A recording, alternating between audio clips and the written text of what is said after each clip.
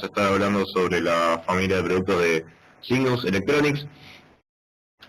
Para los que no la conocen, Cygnus es una marca que estamos desarrollando internamente en Big Dipper, una marca propia, por decirlo de una manera, donde podemos incorporar varias familias de productos que vamos a estar presentando hoy en día. Algunos ya conocerán algunas, otras son nuevas, otras están por llegar. La idea es hacerles conocer un poquito las novedades y repasar un poco también las cosas que ya estamos trabajando hace un tiempito. Más o menos desde más o menos a esta altura del año pasado, que comenzamos a trabajar oficialmente esta marca. Bueno, en cuanto a videovigilancia, ya conocerán entonces los que están trabajando hace un tiempo los XBR, que son estos grabadores de 4 y 8 canales de serie entry level que trabajamos en Cygnus. En líneas generales, Cygnus Electronics es una línea orientada más a instaladores y proyectos de pequeños a medianos. Van a ver en estos grabadores que son la misma tecnología que trabaja en los equipos de Dahua, por lo que vamos a encontrar las características muy similares. Por ejemplo, que tienen esta característica principal por la que los llamamos XBR, que no los consideramos ni DVR ni NVR porque podemos utilizarlos en cualquiera de las dos modalidades, ya sea con cámaras analógicas cableadas a través de cable coaxil o balones y cable UTP, o bien a través de una red y switches para cámaras IP.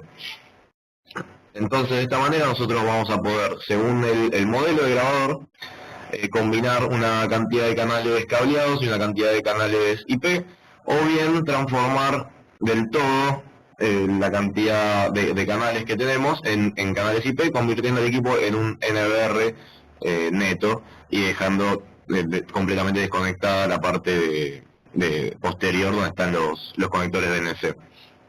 Esto es muy útil cuando queremos comenzar a trabajar con un cliente que no puede hacer una inversión muy grande de golpe, entonces va a comprar o adquirir uno de estos equipos donde puede comenzar con un bajo presupuesto, con cámaras analógicas, cuando me refiero a analógicas en HD, o sea, cámaras HSI, y luego queriendo, qué sé yo, mejorar quizás la resolución o alguna cámara en particular con funciones de inteligencia o algo por el estilo que solamente se consiguen en cámaras IP, podrá ir migrando de a poco para luego en un futuro poder migrar completamente a una red y un sistema completamente IP, que es hacia donde converge el futuro, digamos, de todos estos sistemas. Como muestra acá el cuadrito, entonces vamos a tener distintas combinaciones según la serie del grabador. Acá tenemos, en Cygnus tenemos la serie 4000 y la serie 5000.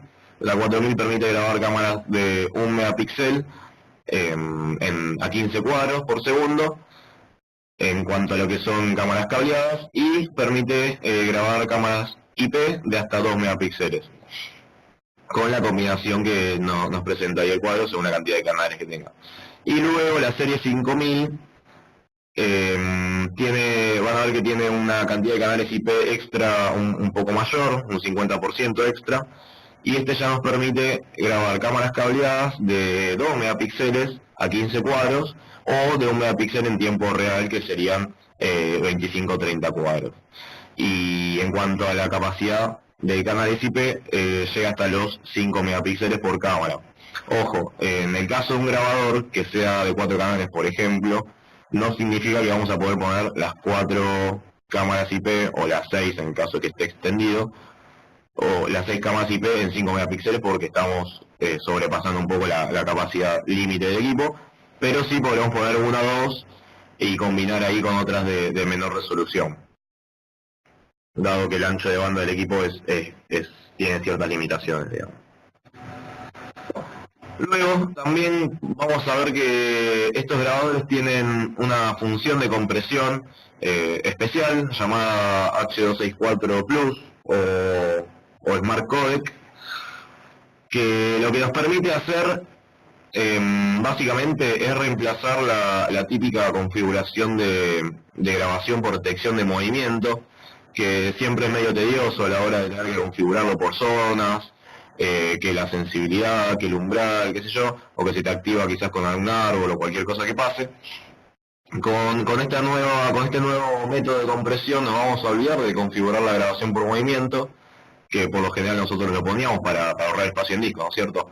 Gracias a este codec, lo que hace el grabador es tomar de la imagen la parte que se encuentra estática, como en este caso del ejemplo sería el fondo de la imagen, y por otro lado reconoce la parte que está en movimiento, que está dinámica, que en este caso sería el colectivo, y a cada parte, digamos, le aplica un distinto porcentaje de compresión. Como vemos en el esquema de abajo, al fondo lo comprime mucho más, ya que es una imagen estática y es información que no nos brinda, que no es muy útil. Y a la parte que está en movimiento, que considera que es algo que sí le debemos prestar más atención, lo deja con la resolución o calidad nominal.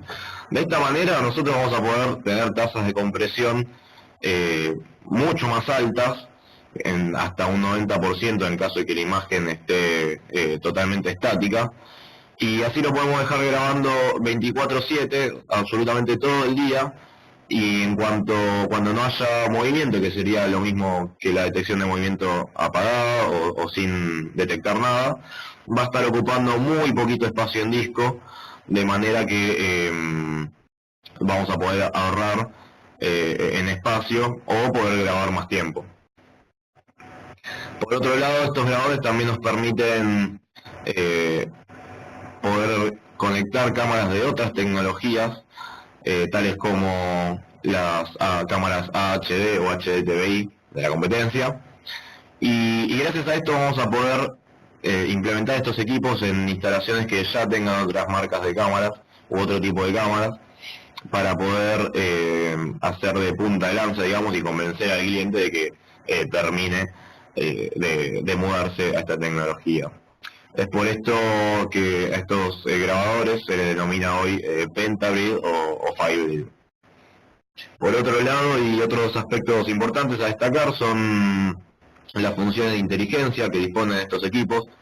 Son de los pocos que pueden aplicar funciones de inteligencia a canales analógicos, sea de la cámara que sea. Esto antes nada más lo teníamos en cámaras IP, y ahora lo podemos implementar en cualquiera de los canales cableados que tenga la grabadora, pero con ciertas limitaciones, obviamente, según el modelo de equipo, porque puede hacerlo en una cantidad limitada de canales según el equipo y según la función que esté aplicando. Y finalmente, otro aspecto que ya sería un valor agregado que le damos acá en Big Leaper, es una garantía extendida para esta serie de grabadores. Por otro lado, y ahora pasando a lo que son las cámaras, para los modelos de cámaras analógicas ya son bastante conocidas, las de la serie Smart Pixel. Estas son cámaras que denominamos 4 en 1, ya que podemos programarle el formato de salida entre los 4 formatos analógicos que existen hoy en día en el mercado, que son HDCI, AHD, TVI y el CDBS, que sería el analógico estándar. Y otro punto a destacar también es que en Big Leaper ofrecemos una garantía extendida de hasta 4 años con estos modelos de cámara. Para programar la salida de estas cámaras, podremos hacerlo o bien a través del grabador, entrando al menú OSD de la cámara. El menú OSD es el menú interno que tiene la cámara, al cual podemos acceder mediante un control o mediante el mismo grabador, sea un DVR, un cualquiera. Y si no, la otra forma de programarlo es a través de este control que ven en pantalla, que se conecta tipo bypass entre la cámara y el grabador, y simplemente presionando uno de los 4 botones que tiene la parte de arriba, vamos a decirle en qué formato queremos que se comunique la cámara. Gracias a esto, y al igual que la función de ser Pentabrid de los grabadores, vamos a poder adaptarnos a cualquier tipo de instalación que tenga nuestro cliente, o bien también facilitarnos mucho el trabajo de tener que andar buscando distintos proveedores o fabricantes a la hora de que un cliente nos pida una cámara con un determinado protocolo de comunicación. Y gracias a esto vamos a poder unificar stock en unos pocos modelos y no tener que depender de varios fabricantes o varios distribuidores.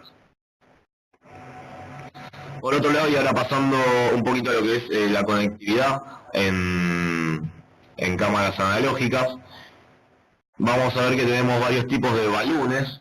Los balunes, para los que no saben, es básicamente un adaptador de impedancia, no es algo muy loco. Balloon significa balanced, unbalanced, o sea que transforma una señal balanceada, como es la de coaxil, que tiene por un lado la masa y por otro lado el portador de la señal, a una señal desbalanceada, que sería la del cable UTP. Perdón, es al revés. La desbalanceada es la que tiene masa y la balanceada es la del UTP, que no tiene masa, digamos, sino que se autocancela con el par trenzado. De esta manera tenemos balunes a bordera, que son los que vemos a la izquierda, los HDSI. Sirven también para otros protocolos, pero en HDSI es el que nos va a aportar mayor alcance de conexión. Luego tenemos balunes que también utilizan tres pares del UTP para transportar alimentación. O sea que si utilizamos el de la izquierda vamos a poder mandar hasta 4 señales en un cable UTP, ya que tiene 4 pares de cables. Y en el caso de que usemos los que transportan también alimentación, vamos a poder transportar solamente una por un cable, pero nos vamos a ahorrar de poner una fuente al lado de la cámara. O sea que en un caso o el otro lo vamos a utilizar según cómo querramos hacer la instalación. Si tenemos disponible los 20, o sea, un enchufe, para alimentar la cámara al lado de donde está montada, excelente. Podemos usar el de bordera, que además es más económico, y podemos enviar varias señales por el mismo UTP. En el caso de que no tengamos un enchufe, vamos a optar por el que transporta además la alimentación. Otro modelo muy interesante que tenemos, de los que transportan alimentación, es el de abajo a la derecha, que dice de B regulado, tensión regulada, que básicamente es el mismo modelo, solo que en el lado del receptor el balón tiene un regulador de tensión. Y esto lo que nos permite hacer es, por un lado, romper con la limitación que nos dan los balones que transportan alimentación, que por lo general es mucho más corta la distancia en la que podemos transportar alimentación que la que podemos transportar señal. Para los que no tienen el dato, para las cámaras HSI de 1 megapíxel con balones podemos transportar la señal hasta 400 metros y monedas. En el caso de que trabajemos con cámaras de 2 megapíxeles podemos transportarla hasta 200 metros y monedas hasta 250 máximo. En el caso de que estamos transportando también alimentación, si estamos transportando 12 volt, no vamos a poder superar los 100 metros, que ya en el transcurso del cable nos va a caer un montón de tensión por la misma resistividad del cable, y cuando lleguen los 12 volts del lado de la cámara van a llegar muy debilitados, con caída de tensión, y con suerte si nos va a prender la cámara, y si no prende va a tener errores en imagen o manchas o fallas. Con el balón de tensión regulada, lo que nosotros podemos hacer es utilizar una fuente de mayor tensión, no de mayor amperaje, sino de mayor tensión. Recuerden que lo que cae en el cable es la tensión, no los amperes. Entonces vamos a utilizar una fuente de mayor tensión de hasta 36 volts, que es el máximo que soporta, y vamos a inyectarle entonces estos 36 volts al balón sin preocuparnos, porque del lado del receptor va a haber un regulador que le va a entregar finalmente 12 volts a la cámara.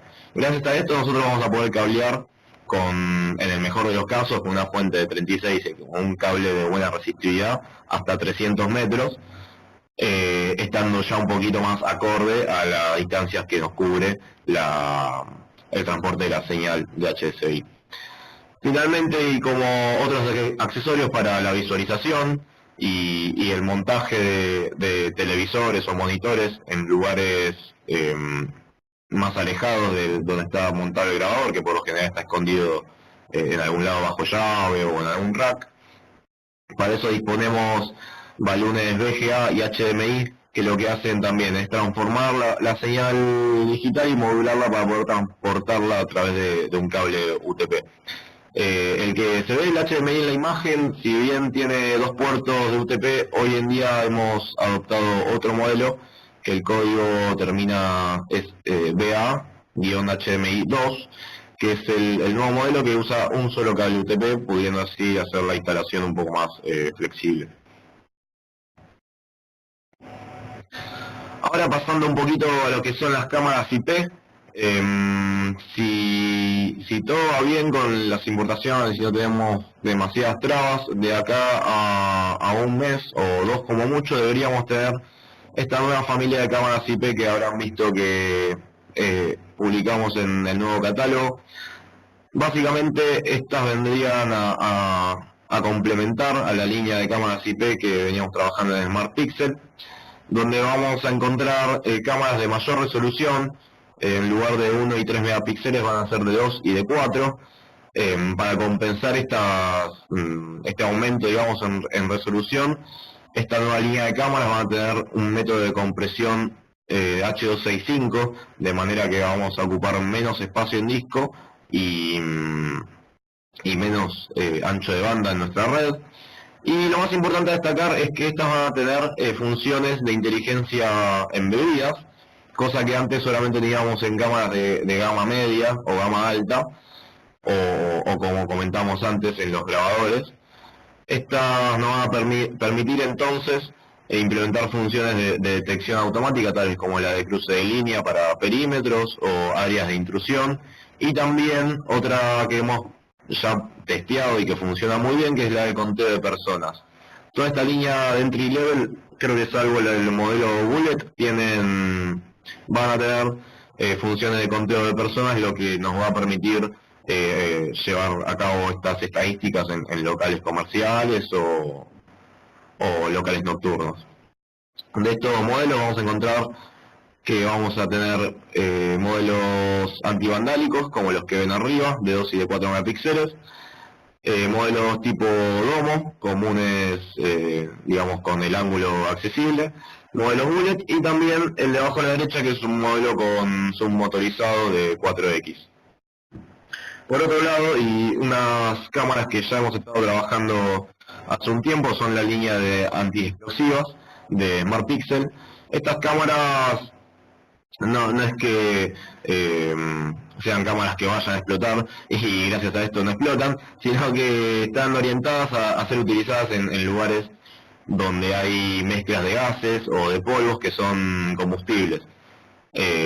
Para este tipo de áreas, como se ven en las imágenes, que son refinerías, pozos petroleros, silos de harina, plantas de fertilizantes o de aceites, almacenamiento de aceites o de lubricantes, se suele utilizar este tipo de cámaras, ya que lo que nos permite es no iniciar, digamos, un incendio o una explosión con esta mezcla de gases combustibles. Para esto hay varios tipos de certificaciones. Estas cámaras están certificadas según ATEX, que es una compañía que se ocupa de certificar todos estos productos. Están certificadas según ATEX para utilizarse bajo estas áreas, y eso se logra mediante estas carcasas monstruosas de acero inoxidable que vemos en las imágenes. Dentro de los modelos que trabajamos van a haber cámaras bullet, que son los cañones que ven a la izquierda, los domitos antivandálicos, domos PTZ también, como el de la derecha, y finalmente otros modelos más pequeños, un poco más flexibles para su instalación, ya sea en lugares interiores o para uso vehicular también.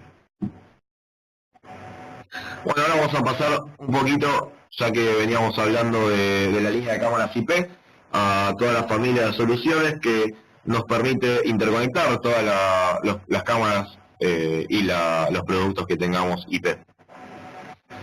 Para los que ya lo conocerán, estos son los switches de Cygnus Electronics, que tienen un novedoso modo que es el modo CCTV. Este modo lo que hace básicamente es, una vez que lo activamos, bloquear la comunicación entre los puertos de bajada del switch, que puede venir de 4, de 8, de 16 y hasta 24 puertos.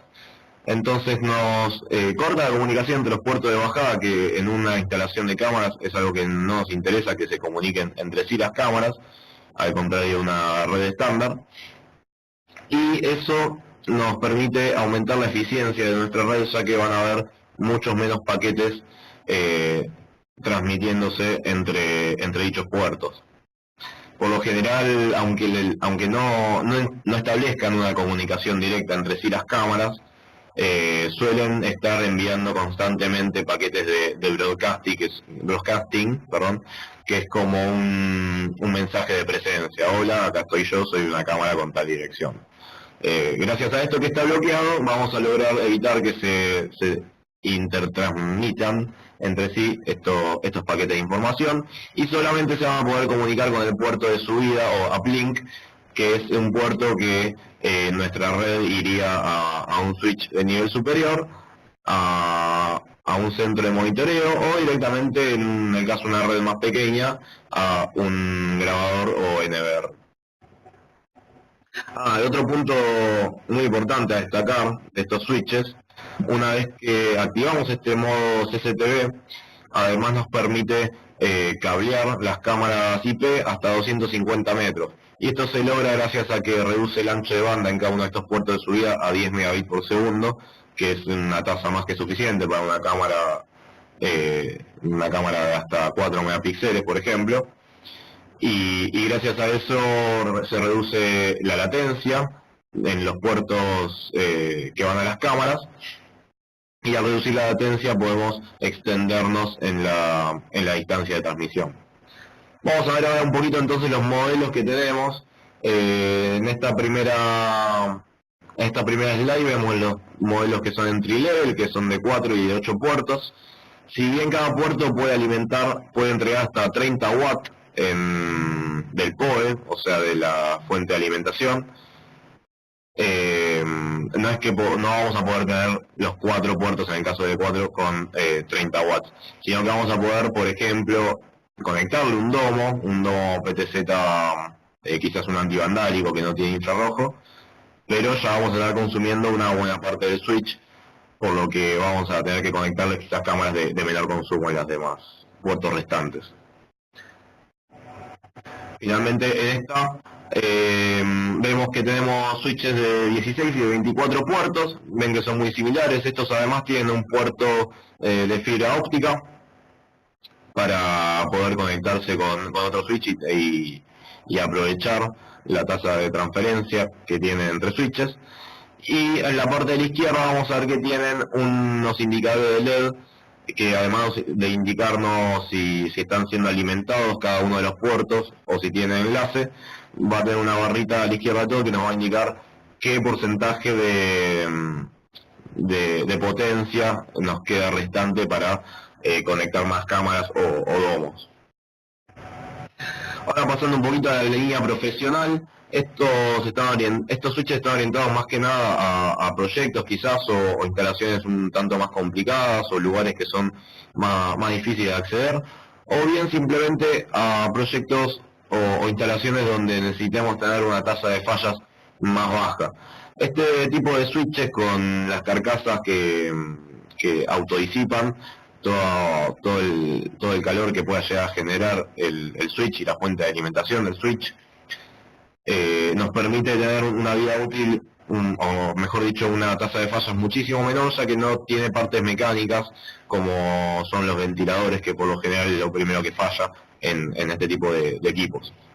Entre eso y que además tiene a la izquierda, como ven ahí, un puerto para poner 2 fuentes de alimentación, es que nos permite tener una redundancia mucho mayor para implementaciones en lugares que son de complicado acceso, como pueden ser generalmente gabinetes que tengamos montados en la calle.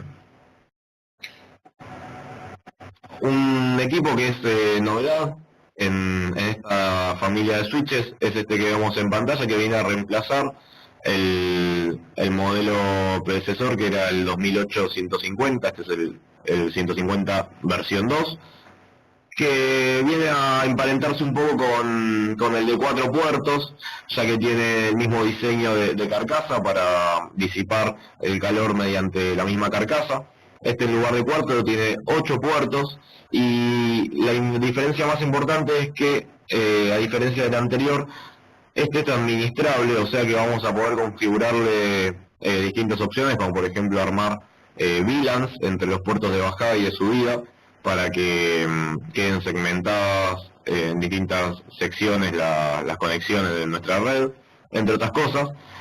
Al igual que el anterior, tiene 2 conectores para fuentes de alimentación, y también se le puede programar una salida a relé, que es ese pequeño puerto verde que vemos a la izquierda. Y esta salida a relé la podemos programar para que se active o se cierre este relé en caso de que se caiga alguno de los enlaces, ya sea de bajada o de subida. Nosotros podemos decirle cuál, en caso de que nos interese prestarle especial atención solamente a alguno. Y también podemos activar este relé en caso de que se caiga alguna de las 2 alimentaciones que tenemos.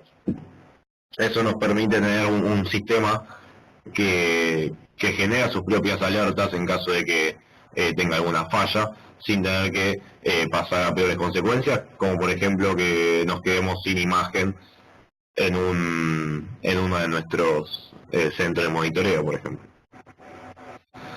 Este es el modelo predecesor del que vimos anteriormente, que es un modelo que tiene las mismas facultades, solo que no tiene la salida a relé, y que, a diferencia del anterior, este es rackeable y tiene ventiladores mecánicos, o sea que está orientado para otro tipo de prestaciones. Luego le sigue el de 24 puertos, que este es el de los más potentes, que también es administrable y tiene una tasa de transferencia muchísimo más alta que los anteriores, por lo que nos permite conectar cámaras de mayor resolución, de hasta de 4K, que van a tener una fluidez mucho mejor para la transferencia de los paquetes. Y finalmente, como switch de núcleo, o también llamado switch core, este es un tipo de switch donde viene a converger todas las conexiones, y es el que iría montado, digamos, en nuestro centro de monitoreo. Lo más importante de este switch es, además de que tiene todas las funciones de administración que tienen los switches que son administrables en capa 2, es que además es modular. Gracias a esto nosotros vamos a poder mezclar, digamos, entre puertos Ethernet y puertos de fibra óptica, para poder conectar no solamente las cámaras, sino también interconectar todas las redes que querramos converger en nuestro centro de monitoreo. Otra novedad es estos accesorios PoE que hemos traído hace poco, que son del mismo fabricante que los switches. Estos accesorios lo que nos permiten es sacarle más provecho a todas las funciones de nuestros switches PoE.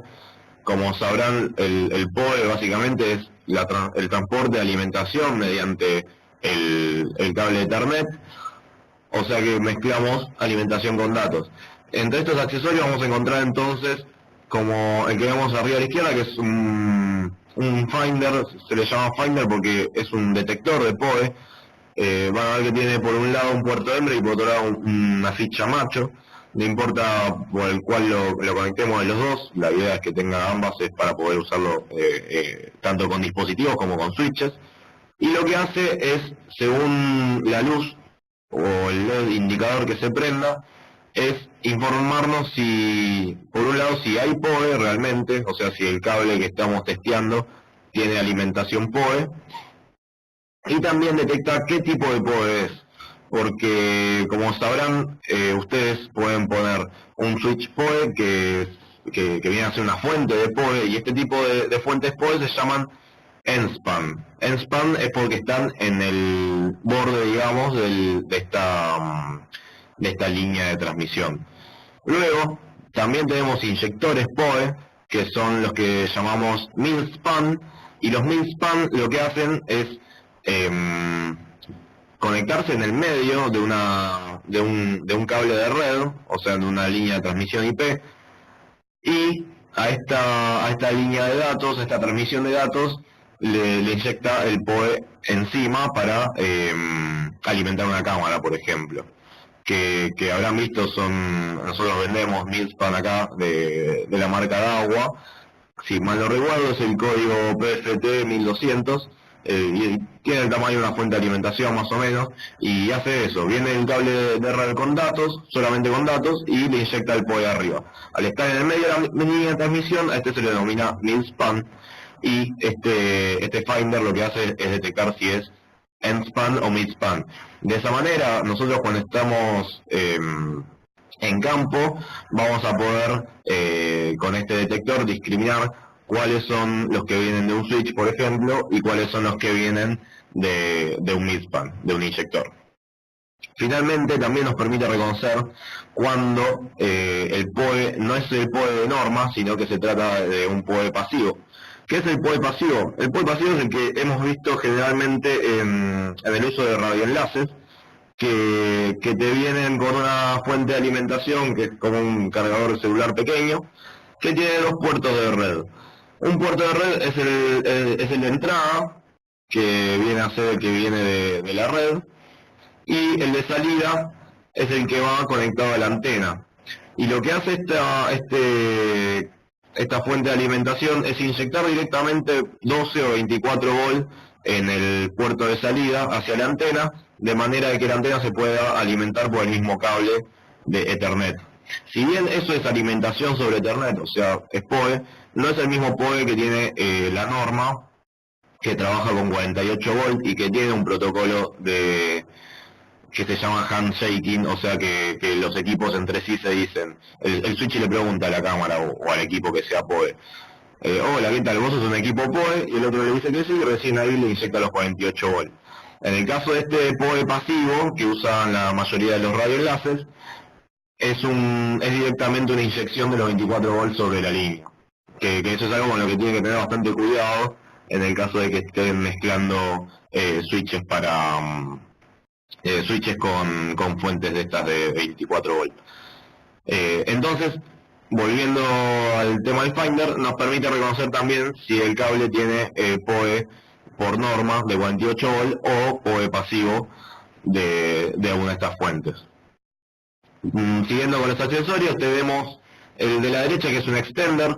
Estos extenders lo que hacen es tomar como viene el PoE con los datos y amplificarlos. No usa fuente ni nada por el estilo, sino que usa la misma alimentación del PoE y nos permite poner en cascada hasta 3 para extender 100 metros extra la tirada de cable. Por otro lado tenemos abajo a la izquierda el splitter. Este splitter lo que hace es recibir por un lado de un switch o de un inyector un cable que viene con internet, con Ethernet, perdón, con los datos y con el PoE, y lo separa a la parte de alimentación, por eso se llama splitter, separa por una parte la parte de datos, y por otro lado nos permite a través de un conector plug común y corriente de alimentación o a través de una hornera poder sacar 12 o 24 volts. Esto nos puede llegar a ser muy útil en instalaciones donde no podamos acceder fácilmente a los 220, o bien en caso de que querramos unificar toda la alimentación de todos los dispositivos que tengamos desde un switch. Gracias a este tipo de dispositivos nosotros vamos a poder olvidarnos de usar fuentes de alimentación y usar un switch PoE para alimentar absolutamente todos los equipos que tengamos en nuestra red, como por ejemplo, qué sé yo, una central de control de accesos que tiene una conexión a la red, tiene un puerto RJ para conectarse a la red, pero no se alimenta por PoE, sino que se alimenta por 12 volts. Entonces, gracias a este tipo de dispositivos, nosotros vamos a poder usar un switch PoE, tanto para conectarlo a la red, como también para alimentarlo, ya que vamos a utilizar el puerto de salida de 12 volts para darle alimentación a este panel de control de accesos. Y así como control de acceso como para cualquier otro dispositivo que use 12 volt, por ejemplo, puede ser también un grabador, un NVR o un DVR. En el caso de que tengamos un DVR, podemos, como no se alimenta por PoE, sino que usa 12 volt, podemos usar uno de estos también para enviarle datos al switch y también alimentarlo. Si mal no recuerdo, la potencia máxima que soporta para alimentación son 25 watts, que traducido en la parte de salida sería, si estamos sacando 12 volt, podemos sacarle 12 volt y 2 amperes, o si usamos 24 volt, serían 24 volt, 1 ampere. Luego está el protector que dice Protector Surge. Lo que hace básicamente es un protector gaseoso en caso de descargas atmosféricas o de sobretensiones. Nos cuida los dispositivos que tengamos en la línea de transmisión. Tiene una puesta a tierra, es la única diferencia que vemos con el extender. Usa el mismo tipo de gabinete, que es muy práctico. Este tipo de gabinetes tiene unos imanes en la parte de abajo y unas especies de encastres para poder dejarlo todo lo más prolijo posible, y gracias a los imanes lo podremos dejar adosado quizás a un switch, un gabinete, lo que sea. Y finalmente tenemos este último accesorio, que es el código es EPOC, así como lo que nos hace mal el cigarrillo. No, mentira. Es un transmisor, es como una especie de balón para cámaras IP, porque lo que hace es modular, digamos, la señal digital de otra manera para poder tener mayor alcance. Y si bien acá dice, es el nombre, en realidad es Ethernet over Coax, también nos permite enviar Ethernet a mayor distancia sobre cable UTP, pero ya no es una transmisión digital, sino que tiene otro tipo de modulación. Es por eso que tiene mayor alcance. Y gracias a esto nos permite enviar tanto la alimentación del PoE como también los datos, hasta un máximo de 500 metros si utilizamos coaxil, o de 400 metros si utilizamos cable Ethernet. Verán que son dos dispositivos, uno es transmisor y otro es el receptor, o sea que uno va a estar del lado de la cámara y otro del lado del DVR, y obviamente según la distancia que estemos utilizando para la instalación, no va a ser la misma potencia que le va a llegar a 500 metros que le llega quizás a 200. Eso está todo especificado de todas maneras en la ficha, en una tabla en la hoja de datos. Así que cualquier consulta o cualquier duda pueden chequearlo en la misma hoja.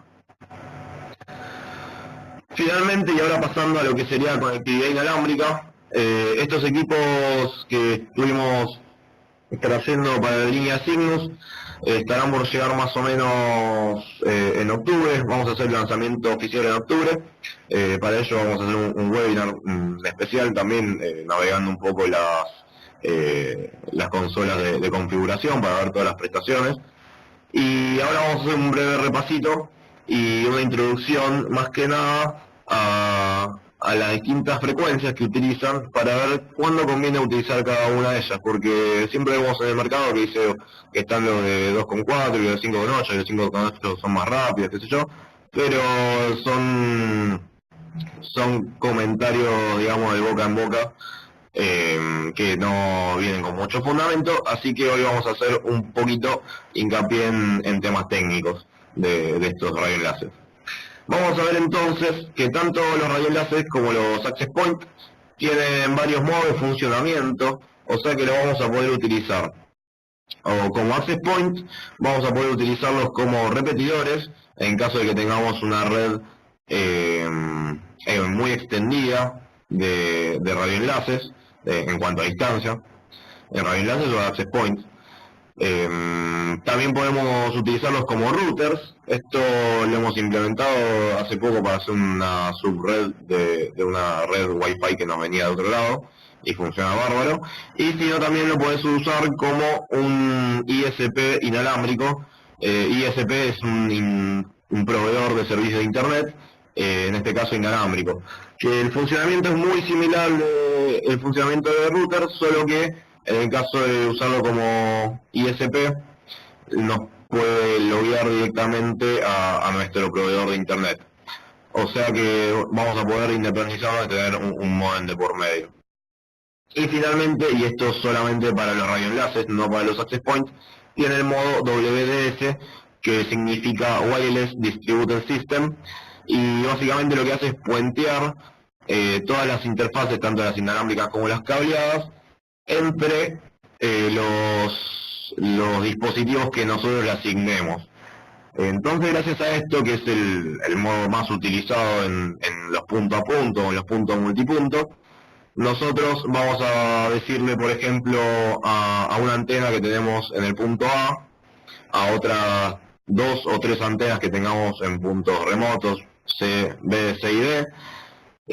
Con este modo, nosotros vamos a hacer que estas 4 antenas funcionen como si fuera un mismo nodo en la red, como si fuera un cable que está uniendo esos 4 puntos. Y la idea de esto es poder simplificar la configuración lo más posible sin tener que asignar IPs o subredes y qué sé yo, que si bien no es algo muy complicado y para alguien que sabe de redes lo sabe hacer, pero en este caso simplemente una vez que le asignemos, le digamos, mira, vos tenés que conectar como un puente con esta dirección de MAC, esta dirección de MAC y esta dirección de MAC, que son las otras 3 antenas. Una vez que le digamos con qué direcciones de MAC se tiene que puentear, ya una vez que estén orientadas las antenas y se vean, no hay que hacer absolutamente más nada. Y se van a ver como si estuviesen todas en la misma red. Ahora vamos a hablar un poquito de las pros y contras de cada una de las bandas y para qué casos deberíamos usar cada una de ellas. Es una cuestión física, más que nada, el tema de cómo se transmiten estas frecuencias. A grandes rasgos, cualquier onda, ya sea electromagnética o mecánica o sonora, mientras más frecuencia tenga, más se va a disipar en el medio de transporte, ya sea el aire o... Bueno, en este caso vamos a quedarnos con el aire porque no vamos a transmitir bajo el agua, pero bueno, cualquier cosa que tenga mayor frecuencia se va a atenuar más rápido. Es por eso que, como dice acá a la derecha, en el caso de las bandas de 5 GHz, vamos a tener como una contra la atenuación en el aire o con la humedad. Por otro lado, volviendo a la frecuencia más baja, la de 2,4, tiene como pro que es más inmune a los obstáculos, y esto es un poco también por este tema de la frecuencia. Al ser menos atenuada por todo lo que haya en el medio, es más tolerante a los obstáculos y podemos instalarlo sin que tenga necesariamente una línea de visión directa. Y eso es muy importante porque por lo general todos dicen, no, bueno, vamos a poner 5,8, que es más rápido, que qué sé yo, pero si no tiene línea de visión directa, la de 5 GB no nos va a servir, que es una de las contras que tiene. Por otro lado, ahora dándole un poquito de mérito, la de 5 GB, como dice ahí, nos permite tener un ancho de banda mayor, o sea que en el caso de que tengamos que transmitir quizás cámaras de muy alta resolución o que esté un poco más alejado, vamos a inclinarnos por optar por este tipo de antenas, siempre y cuando tengamos línea de visión de nuevo. Y otra pro que tiene es que al estar la banda mucho menos congestionada, o sea, sabrán que la mayoría de los celulares, tablets, computadoras, lo que fuera, se conectan a través de Wi-Fi, que es el estándar de 2,4, o según establece la norma de la IEEE 802.11, B, N y G son los canales de la 2,4 y el A y el C los canales de 5 GB. Y van a ver que la mayoría de los dispositivos hoy en día se usan en 2 GB. Entonces vamos a tener bandas más libres en el caso de utilizar estas tecnologías en un country, un barrio cerrado, por ejemplo. Vamos a optar por los de 5 GB también. Una, porque vamos a tener mucho más despejado el lugar para hacer la línea de visión. Y otra, que vamos a querer congestionarle, digamos, el Wi-Fi lo menos posible para que no se sigan quejando después de que no se les anda lento las cosas, etcétera. Hay una relación que es muy importante tener en cuenta para cuando vamos a instalar estos radioenlaces. Por un lado es la relación distancia y ancho de banda, que a los que no lo saben es inversamente proporcional. Por lo general, cuando uno informa la distancia máxima que puede enlazar un radioenlace es para el ancho de banda mínimo. O sea que para el caso de los 2.4, por ejemplo, que llegan hasta 3 kilómetros, van a ser 3 kilómetros, pero no al ancho de banda nominal, que son los 300 megabits por segundo, sino que estará reducido a menos de 50, por ejemplo. Eso obviamente después lo verán en las fichas técnicas que tiene que estar todo este reporte. Y para el caso de las de 5 GB tiene un poco más de alcance, por un lado por la inmunidad de las interferencias, y por otro lado también por la potencia, que es mayor, y podemos llegar hasta los 5 kilómetros, pero de nuevo a un ancho de banda más reducido. Después hay un factor técnico que también hay que tener muy en cuenta, que es la zona de Fresnel. La zona de Fresnel es un área, ¿cómo se los explico? Es un área como si fuera una elipse formada entre las dos antenas, que tiene un volumen, o sea, es como un Zeppelin, por ejemplo, donde las puntas de Zeppelin serían las dos antenas. Y esa área, en el caso de que usemos radioenlaces de 2.4, es mucho más grande que las que tienen 5 GB. Lo que nos juega en contra de que tenga esta área de Fresnel más grande es que cualquier ocupación que haya en el medio de este volumen nos va a generar una interferencia, digamos, en nuestro enlace. Y según sea la tolerancia que tenemos, vamos a tener distintos porcentajes de cobertura o de obstrucción de esta área que nos podemos permitir. Por lo general, de esta cara, digamos, de este Zeppelin seccionado, o sea que sería la cara yendo de un extremo al otro, se trata de que la obstrucción no sea mayor al 20%. En el caso de los de 5 GB, además de tener la línea de visión, tenemos que tener en cuenta esta área, que si bien es más chica, es importante tenerla en cuenta porque no tiene que superar el 20% para que tengamos una transmisión segura. En el caso de la de 2.4, si bien podemos hacerlo sin línea de visión, hay que tener en cuenta de que este porcentaje no se supere, ya que el Zeppelin imaginario es más grande todavía. Así que eso hay que tenerlo en cuenta, porque quizás nosotros ponemos dos antenas que se están mirando, por ejemplo con la de 2.4 que tiene el área de Fresnel más grande, pero quizás la panza de este Zeppelin, del área de Fresnel, está obstruida por un edificio, un árbol o algo por el estilo, y aunque las antenas se vean, vamos a tener una reducción en la tasa de transferencia, y es debido a esta zona de Fresnel que está ocupada en un porcentaje. Así que es un tema también a tener en cuenta, que no solamente se tienen que ver, sino que además en un radio alrededor de esta área tiene que estar despejado. Si quieren, pueden acceder a esta información en Wikipedia.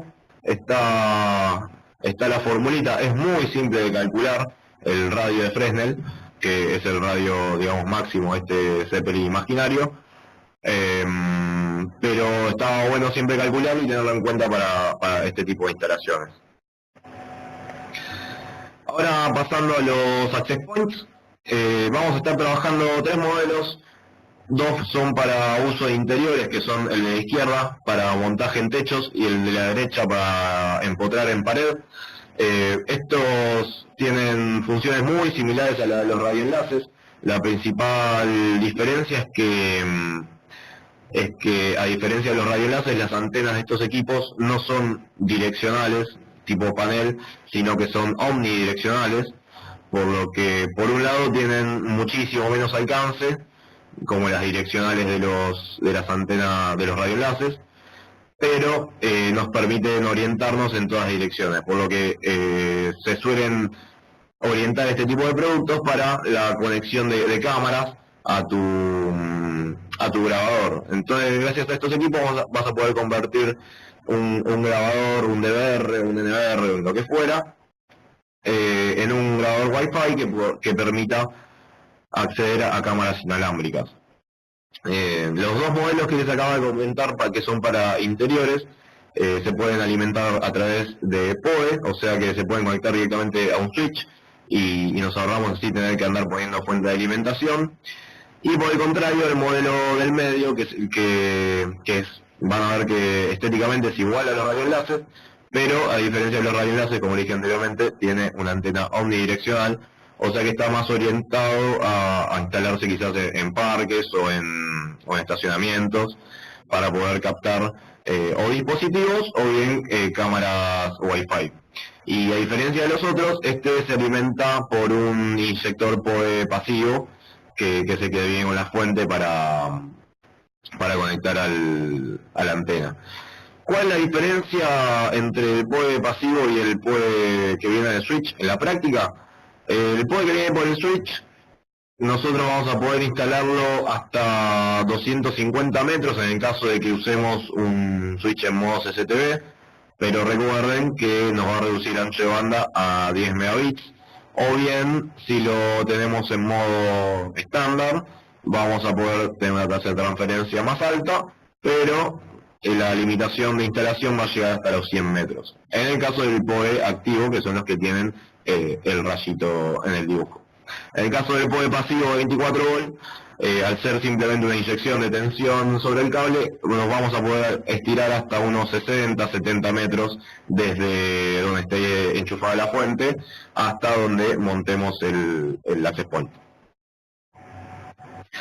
Algunas de las características a destacar de estos equipitos es que tienen varios modos de operación, son los mismos que les comenté para los radioenlaces, algo que no tienen el del WDS, ya que no está orientado a ese tipo de enlaces punto a punto. Permiten crear access point virtuales, o sea que cualquiera de estos que esté emanando Wi-Fi, por decirlo de alguna manera, pueden crear hasta, si mal no recuerdo, hasta 4 subredes Wi-Fi para poder usar por un lado un Wi-Fi para dispositivos de uso de hogar, por ejemplo, que pueden ser celulares, tablets o computadoras, y por otro lado tener un Wi-Fi que sea solamente para las cámaras y además podemos crear entre estas interfaces Wi-Fi virtuales una VLAN para separar ya lógicamente los puertos que tengamos, las interfaces Wi-Fi con los puertos LAN que tengamos de bajada a nuestra red. Finalmente también nos permite filtrar por MAC en caso de que queramos poner algún dispositivo en lista negra, podemos hacerlo a través de la dirección de MAC. Nos permite clonar la dirección de MAC de otro dispositivo. Esto es muy útil en caso de que tengamos algún proveedor de algún servicio por internet o dentro de una red Wi-Fi, como pasa generalmente en los hoteles, que queremos conectarnos, por ejemplo, a algún servicio de internet y en la mayoría de los casos se los cobran o le dan acceso a una computadora o solamente a un celular.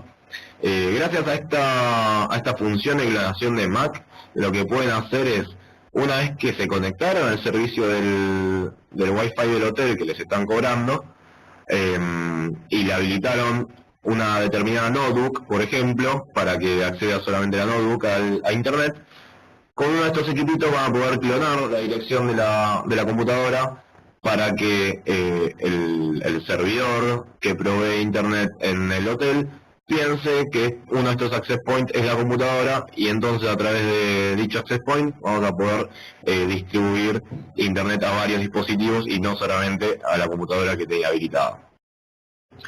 Luego, cuando hagamos el lanzamiento oficial, vamos a hacer un pequeño recorrido por la consola de configuración, que es muy simple.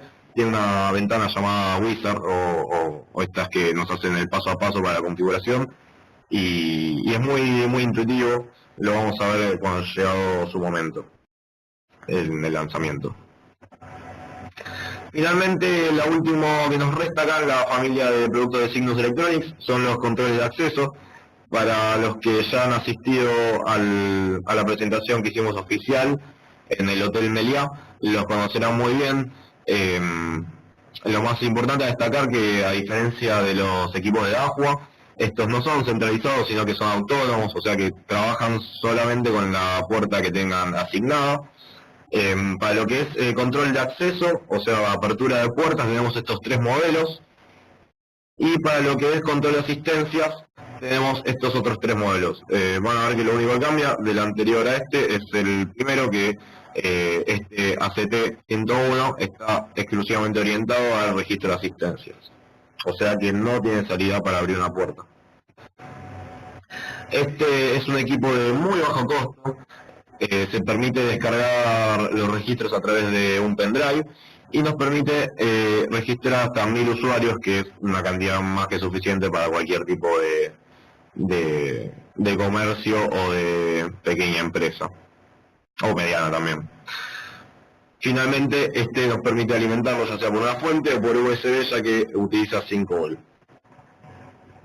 Este otro equipo de muy bajo costo está orientado a utilizarse en lugares donde quizás antes era impensado implementar sistemas de controles de acceso. Es por eso que toda esta línea de equipos está orientada a instaladores, a lugares a implementarse en lugares de bajo presupuesto. Y es un equipo bastante completo porque, si bien es de bajo costo, lo que lo hace de bajo costo es que no tiene display. Todos los procedimientos de alta de usuario se hacen a través de simples pitidos y de iluminaciones del LED. Es por eso que hay que tener bien estudiado quizás el manual, pero es bastante simple. Y lo que tiene bueno es que nos permite utilizar tanto clave como huella digital o lector de tarjetas. Como les decía, está orientado quizás a subsectores dentro de una empresa, o casilleros, cajones, compartimientos, o también quizás para dar autorización a un determinado evento o a un determinado proceso dentro de una fábrica, por ejemplo, donde un gerente o un supervisor tiene que dar un OK a una determinada etapa de un proceso. Gracias a esto lo va a poder hacer a través de una identificación, ya sea una tarjeta o directamente con la huella digital. Y de esta manera usamos la salida relé del equipo, en lugar de usarla para abrir una puerta, la usamos para dar esta indicación, digamos. Este otro equipo ya, como verán, tiene una estética un poquito más orientada a locales y comercios o shoppings, donde va a ser más amigable la parte de configuración, y además adquiere la función de control de registro de asistencias, por lo que nos va a permitir después descargar a través de USB todos los registros que hayan ingresado al establecimiento. Este ya estaría orientado al ingreso en oficinas, pymes, talleres o plantas pequeñas. Y finalmente, el equipo más profesional de la línea de Cygnus Electronics es el 401, que además incorpora el reconocimiento facial.